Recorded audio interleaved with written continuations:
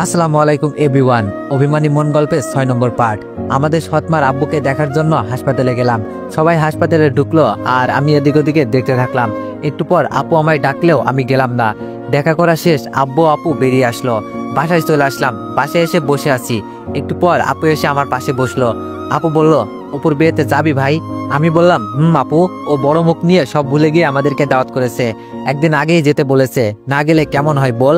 আপু বলল, আচ্ছা আমরা তাহলে যাব, আর অপুর বিয়েতে সবচেয়ে দামি গিফটটা আমরাই দিব। আমি বললাম, আচ্ছা ঠিক আছে। মনে মনে ভাবছি আমিও তো সেটাই চাই। গিফটটা মিতু ও তার ভাই দেখবে আর জ্বলে পুড়ে মরবে। হঠাৎই ফোনটা বেজে উঠলো। হাতে নিয়েই দেখি অনু ফোন করেছে। অনু বলল, কেমন আছো? আমরা মিতুর বিয়ে শপিং করতে যাচ্ছি, তুমি আসবে? আমি বললাম, না অনু, যাও তোমরা। আচ্ছা বলেই অনু ফোনটা রেখে দিল। আপু বলল, একটা কথা বলবো ভাই? আমি বললাম, বল। অনু মনে হয় তোকে অনেক ভালোবাসে, তুই ওর ভালোবাসার অমর্যাদা করিস না। আমি বললাম, কি বলিস আপু? ওর সাথে কি আমার যাই? আরো অনেকটা পথ পাড়ি দিতে হবে আমাদেরকে, তারপর না হয় অনুর সাথে আমাদের যাবে। আপু বলল, ভাই দেখিস যাই কি যায় না তা ভেবে যেন অনুকে হারিয়ে বসিস না আবার। ও অনেক মিষ্টি একটা মেয়ে, এত বড় ফ্যামিলির মেয়ে হয়েও আমাদের সাথে মিশে। আমি বললাম, আপু বাদ দে না, এবার বল অপুর বিয়েতে কি গিফট দেওয়া যায়? আপু বলল, ভাই আমরা একটা স্বর্ণের আংটি দিব অপুকে, কেমন হবে বল? আমি বললাম, আপু তুই কি বললি? স্বর্ণের আংটি তো অনেক মূল্যবান হবে। আপু বলল, হোক তাতে কি, আমরা এটাই দিব। কালকে অপুর বিয়ে, অপু বারবার ফোন করে আমাদেরকে আজই যেতে বলেছে, তাই আমরা রাজি হয়ে বললাম, আচ্ছা তাহলে আমরা আজই সবাই আসছি। আমরা আংটি অর্ডার করে রেখেছিলাম। আমি গহনার দোকানে আংটি আনতে গিয়ে দাঁড়িয়ে আছি। একটু পর মিতুর ভাই মিতুকে নিয়ে ওই একই দোকানে হাজির হলেন। আমি আংটির জন্য 25,000 টাকা বার করে দিতে দোকানদার আরো 1,000 টাকা চেয়ে বসলো, যা অর্ডারের চেয়েও বেশি। দোকানদার বলল, স্যার আংটিটার জন্য আরো 1,000 টাকা দিন না প্লিজ, নয়তোবা আমাদের লস হয়ে যাবে, প্লিজ স্যার। আমি বললাম, আরে প্লিজ বলার কি আছে, এই নিন টাকা। আমি টাকা দিতে দোকানদার অনেক খুশি হয়ে গেলেন। আংটিটা নিয়ে মাসুদ সাহেবের দিকে একটু ঘুরে তাকিয়ে চলে আসলাম। হয়তোবা উনিও মিতু সহ কিছুটা অবাক হয়ে গেলেন। বাসায় এসে দেখি আপু রেডি হয়ে গেছেন। আপুকে আংটিটা দিয়ে জানতে চাইলাম, আব্বু কোথায়, উনি যাবেন না? আপু বলল, ভাই আব্বু যাবেন না, আব্বু আমাদের দুজনকে যেতে বলল। আমি বললাম, আচ্ছা আপু আমি তাহলে রেডি হয়ে আসি। আমি রেডি হয়ে গেলাম। আপুকে নিয়ে একটা ভাড়া চালিত গাড়িতে উঠলাম, কেননা আমি এবং আপু দুজনেই এখনো আমাদের গাড়িটা ড্রাইভিং করতে পারি না, মানে এখনো শিখি নাই আর কি। অপুর বাসায় পৌঁছেই দেখি পুরো বাড়িতে মানুষে ভরা। অপু আর আমি সন্ধ্যা হলে দাঁড়িয়ে গল্প করছি। একটু পর অনুসহ কয়েকজন মেয়ে অপুকে হলুদ পরাতে আসলো। অপুর বাসায় অনু আমাকে দেখে কিছু একটা বলতে গিয়েও বলল না। ওরা হলুদ পরানো শেষে সবাই চলে গেল। পরের দিন বরযাত্রী সবাই বিয়ে বাড়ি যাওয়ার জন্য রেডি হয়ে গেল। আমরা সবাই চলে গেলাম বিয়ে বাড়িতে। বেশ ধুমধামে বিয়েটা দিচ্ছে দেখি মাসুদ সাহেব। বাসায় দরজার সামনে সবাইকে উনি একে একে নিমন্ত্রণ জানাচ্ছে। আমি আর আপু উনার সামনে দিয়ে ঢুকতে গেলেই উনি আমাদেরকে আটকে দিলেন। মাসুদ সাহেব বললেন, আমার বোনের বিয়েতে তোদেরকে দাওয়াত দিয়েছে কে? আমি তো তোদের আমার বোনের বিয়েতে কোনো কার্ড দিই নাই। ফকিরের মতো বিনা কার্ডে বিনা দাওয়াতে খেতে চলে এসেছিস নাকি তোরা? আমি আর আপু কিছু না বলে চুপ করে দাঁড়িয়ে থাকলাম। মাসুদ সাহেব গলা বাজিয়ে আমাদের বেশ কিছু কথা শোনাতে শুরু করে দিলেন। এমন চেঁচামেচি দেখে অনেক মানুষজন হাজির হয়ে গেল। আমি একজন মানুষকে বললাম, ভিতরে গিয়ে বরকে বলুন আবির নামের এক ছেলেকে বিয়ে বাড়িতে ঢুকতে দিচ্ছে না। লোকটি আমার কথা মতো বর অপুকে বলতে বাড়ির ভিতরে চলে গেল। কয়েক সেকেন্ডের মধ্যেই অপু এসে হাজির হয়ে গেল। অপু বলল, কি হয়েছে এখানে? আমি বললাম, অপু এই অপমানের জন্যই কি তুই আমাদের তোর বিয়ের কার্ডটা দিয়েছিলি? এতগুলো মানুষের সামনে আমাদের ফকিরের সাথে তুলনা করে কতই না কথা শুনিয়ে দিল তোর ভাসুর। অপু বলল, আমি কি শুনছি এইসব? সত্যি কি আপনি এগুলো করেছেন? মাসুদ সাহেব বলল, না মানে আমি আসলে। অপু বলল, মানে কি? আমার বন্ধুকে ফকির বলে অপমান করা এগুলো কি? এই সব চল, এই বিয়ে আমি করব না। মাসুদ সাহেব অপুর হাতটি চেপে ধরল। প্লিজ অপু, তুমি এমন করো না। আমার ভুলের শাস্তি আমার বোনটাকে দিও না। তুমি চলে গেলে আমার সব মান সম্মান শেষ হয়ে যাবে। অপু বলল, ওকে, আপনি সবার সামনে আমার বন্ধুর কাছে মাপ চেয়ে বলুন আমার ভুল হয়ে গিয়েছে, সরি। অপুর কথা মতো মাসুদ সাহেব আমাদের কাছে মাপ চেয়ে সরি বললেন। আমি বললাম, ইটস ওকে। মনে মনে বেশ খুশি হলাম। উনি যখন আমাদের অপমান করছিল আমরা কিসের জন্য চুপ করেছিলাম? শুধু এভাবে মাসুদ সাহেবের নামটা কাটবো বলে। বিয়ে বাড়িতে ঢুকতে অনুকে দেখে আমি কিছুটা টাস্কি খেয়ে গেলাম। এত সুন্দর করে সেজেছে যে আমি ওর দিকে তাকিয়ে চোখটা বুঝতেই পারছি না। অনু বলল, কি আবির সাহেব এভাবে কি দেখছেন? আমি বললাম, না মানে কিছু না, তোমাকে বেশ সুন্দর দেখাচ্ছে সাজে। অনু বলল, ও আচ্ছা, সুন্দর দেখালে কি লাভ আর বলুন, যার জন্য সাজি সে তো আর সব বুঝে না। আমি কি বলবো বুঝছি না। অনু যে ইনডিরেক্টলি এভাবে কিছু বলবে ভাবতে পারি নাই। আচ্ছা আমি একটু ওই দিকটায় যাই বলে অনুর সামনে থেকে কেটে পড়লাম। কি ব্যাপার, আপুকে কোথায় দেখছি না কেন? কোথাও গেল বলে খুঁজতে আপুকে এক পাশে দেখলাম দাঁড়িয়ে রয়েছে। আপুর কাছে যেতেই দেখি আপুর চোখে পানি। আমি বললাম, আপু কি হয়েছে তোর? আপু বলল, কিছু না ভাই। আপু কেন কাঁদছে তা আমি জানি, তাই আমি আর আপুকে কিছু বললাম না। বিয়ে শেষ হয়ে গেল। পরের দিন সন্ধ্যায় আমি আর আপু বাসায় চলে আসলাম। আপু বলল, ভাই দেখছিস ওনার কি রাগ আমাদের উপর, কিভাবে না আমাদেরকে অপমানটা করলেন। আমি বললাম, আপু বাদ দে তো, উনিও তো কম অপমান হলেন না। আপু বলল, ভাই। 3 দিন পর আমি রুমে বসে থেকে পড়ছি, হঠাৎ আব্বু চিৎকার দিয়ে উঠলো। কি হয়েছে দেখতে বাইরে যেতে দেখি আব্বু আপুকে মাটি থেকে তুলছে। আমি দৌড়ে গিয়ে আব্বুর সাথে আপুকে মাটি থেকে তুললাম, গাড়িতে করে হাসপাতালে চলে আসলাম। ডাক্তার সাহেব আপুকে দেখে বললেন, বেশি চিন্তা ও মানসিক দিক দিয়ে উনি অনেকটা টেনশন করেছেন, তাই সেন্সলেস হয়ে গিয়েছেন। আব্বু বলল, ও আচ্ছা। ডাক্তার বললেন, আরেকটা খুশির খবর আছে, উনি মা হতে চলেছেন। আমি বললাম, হোয়াট, আপনি এগুলো কি বলছেন ডাক্তার? ডাক্তার বললেন, আমি ঠিকই বলছি। ডাক্তার সাহেব চলে গেলেন। আমি বললাম, আব্বু এখন কি হবে? আব্বু বলল, কি আর হবে, কিছুই না, আমি নানা হব আর তুই মামা হবি। আব্বু বেশ খুশির সাথেই হাসি মুখে বলল। একটু পর অনু ফোন করলে আমার ফোনটা বেজে উঠলো। ফোন রিসিভ করে আমি কথা বলতে বাইরে গেলাম। অনু বলল, আবির তুমি কোথায়, কিছু শুনছো কি? আমি বললাম, আমি হাসপাতালে। আর কি শুনবো, কি হয়েছে? অনু বলল, তুমি হাসপাতালে তাও জানো না? তুমি হাসপাতালে কি মিতুকে দেখতে গিয়েছো নাকি? আমি বললাম, না, আমি মিতুকে দেখতে যাব কেন? আপু অসুস্থ, তাই হাসপাতালে নিয়ে এসেছি। অনু বলল, ও আচ্ছা, শোনো তাহলে, অপু নাকি মিতুকে অনেক মারধর করেছে, মিতুর নাকি খুব খারাপ অবস্থা। আমরা সব মিতুকে দেখতে আসছি এই হাসপাতালের নাম বলে। আচ্ছা যাও বলে ফোনটা রেখে দিয়ে ভাবছি, আমরাও তো এই হাসপাতালে রয়েছি, মিতু কোন রুমে ভর্তি হয়েছে তাহলে, নাকি ওকে হাসপাতালে নিয়ে আসছে। আমি আপুর কাছে যেয়ে দেখি আপুর জ্ঞান ফিরেছে, উঠে বসে আছে। আমি বললাম, আপু তুই প্রেগনেন্ট, আমাদের বলতে পারিস নাই, তাহলে আমরা বাচ্চাটাকে নষ্ট করে ফেলতে পারতাম। আপু আমার গালে চর বসিয়ে দিয়ে বলল, পুরো গল্প আমার ইউটিউব চ্যানেলে পেয়ে যাবেন। ইউটিউব চ্যানেলের নাম ভয়েস অফ দীপ অফিসিয়াল। সি ভাই সি, তুই এমন একটা কথা বলবি আমি কখনো ভাবিই নাই। আমার সন্তান কি অবৈধ যে আমি সন্তান নষ্ট করব? আমার সন্তানের বাবা রয়েছে, তার পিতৃ পরিচয় আছে, আমি কেন সন্তান নষ্ট করব? আর তোদের সাথে আমাকে রাখতে যদি তোদের কোনো সমস্যা থাকে তাহলে বলে দে, আমি একাই থাকবো। আমার সন্তানকে আমি একাই বাবা মায়ের আদর দিয়ে বড় করে তুলবো। বুঝলাম আমার কথায় আপু অনেক কষ্ট পেয়েছে। আমার এই কথাটা আপুকে বলা মোটেও ঠিক হয়নি, তাই বললাম, সরি আপু, আমায় মাফ করে দে প্লিজ, আমি আর এমন কথা কখনো বলবো না। আব্বু বলল, মা, ওরে মাফ করে দে, ও না বুঝেই কথাটা বলে ফেলেছে। ডাক্তার সাহেব এসে কিছু ওষুধের স্লিপ দিয়ে আমাদেরকে বললেন, এই ওষুধগুলো খাওয়াবেন আর ওনাকে একটু দেখে দেখে রাখবেন। আপনারা চাইলে আজকে ওনাকে বাসায় নিয়ে যেতে পারেন। আমি ওষুধের স্লিপ নিয়ে বাইরে আসতে দেখি অনু হাসপাতালে প্রবেশ করছে। আমি বললাম, অনু কেমন আছো? আর মিতুকে কি এই হাসপাতালে নিয়ে এসেছে নাকি? অনু বলল, তাই তো শুনলাম, মিতুকে এই হাসপাতালে নিয়ে এসেছে, সম্ভবত 302 নম্বর রুমে হবে মনে হয়। আর আবির তুমি কোথাও যাচ্ছ? চলো যাই মিতুকে দেখে আসি। আমি বললাম, তুমি যাও অনু, আমি আপুর ওষুধগুলো নিয়ে আসি। অনু বলল, আচ্ছা আগে বলো আপু কত নম্বর রুমে আছেন, ওনাকেও দেখে যাই। আমি বললাম, আপু 307-এ। আমি আসি, তুমি যাও বলে চলে আসছি। আর ভাবছি, মিতুকে দেখতে না গেলে হয় নাকি? মিতুকে তো আমি অবশ্যই দেখতে যাব। আজ আমার যেমন কষ্টের দিন, ঠিক তেমন খুশিরও দিন। যা চেয়েছিলাম কিছুটা হলেও তা হয়েছে। মিতুকে দেখবো আর মনের ভাষায় বলবো, যা দেখ আজ কেমন লাগে।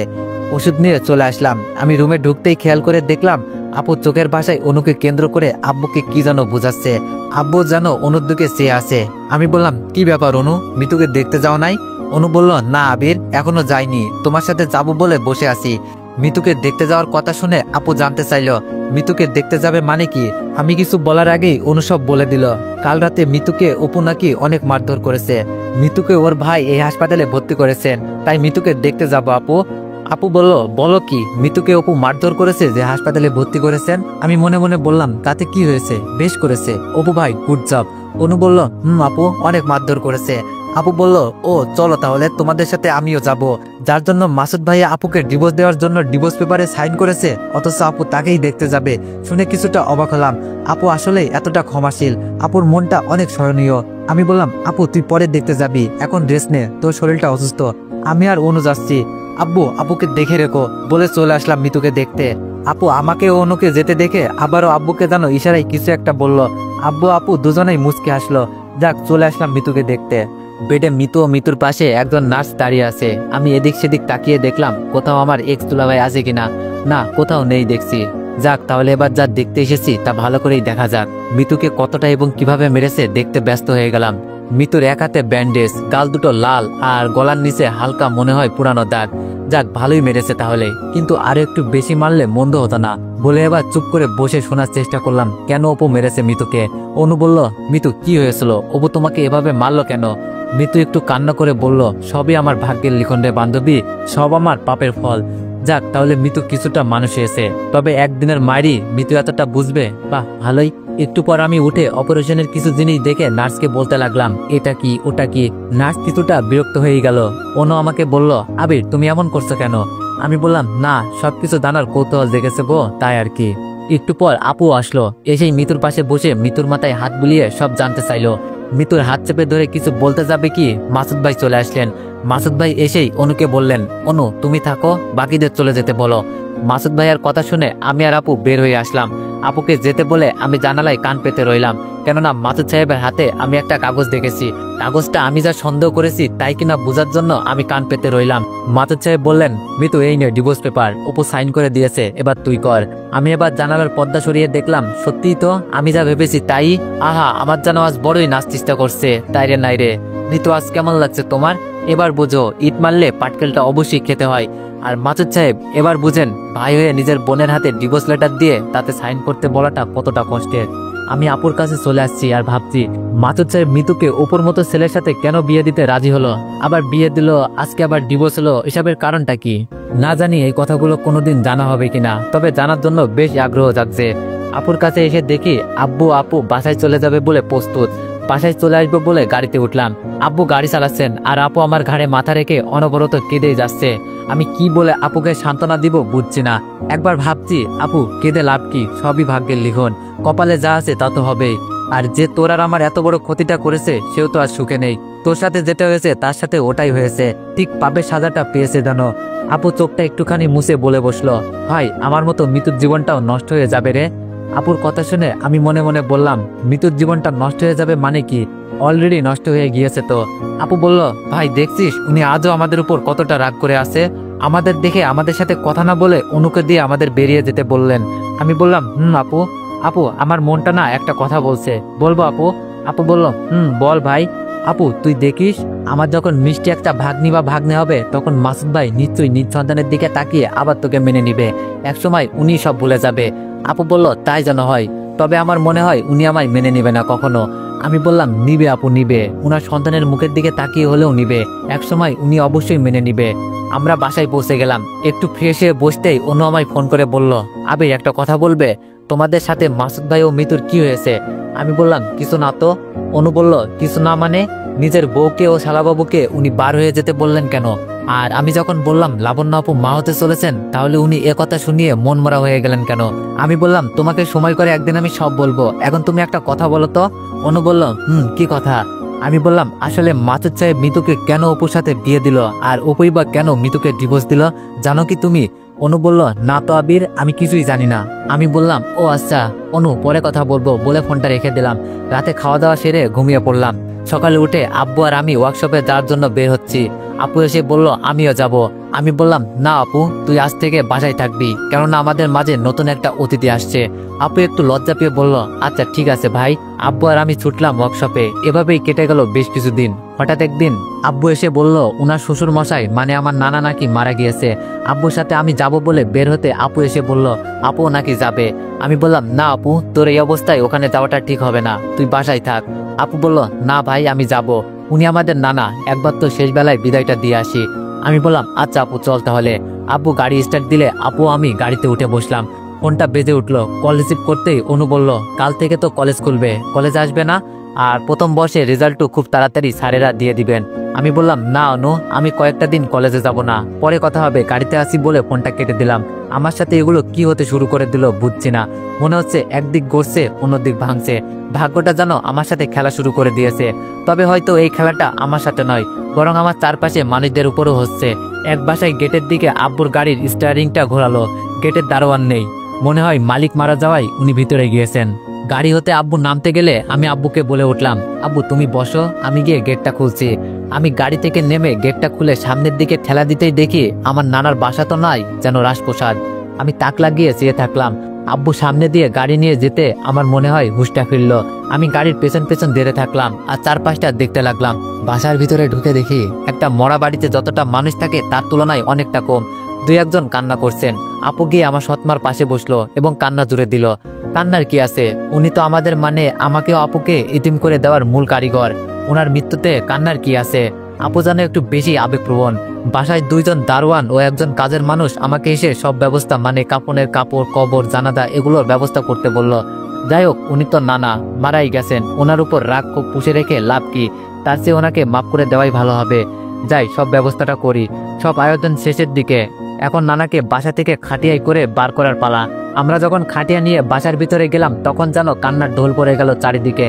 বুঝলাম আসলে একটা মানুষ মারা গেলেও বাসার ভিতরে যতক্ষণ থাকে ততক্ষণ যেন মনে হয় উনি বাসার আশেপাশেই হয়তো আছে, কিন্তু এই খাটিয়া যেন মানুষটাকে চিরজীবনের মতো বাসা হতে নিয়ে যাওয়ার জন্যই নিয়ে আসা হয়।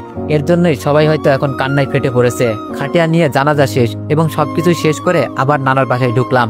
আমার সৎ মায়ের পাশেই আপু সহ বেশ কিছু মহিলা বসে আছেন। অনেকেই কান্না করছেন, কেউ বা তাদেরকে সান্ত্বনা দিচ্ছেন। আমি গিয়ে একটু দূরে একপাশে বসলাম। খেয়াল করে দেখলাম আমার সৎ মা আমার দিকে অপলক দৃষ্টিতে তাকিয়ে আছে।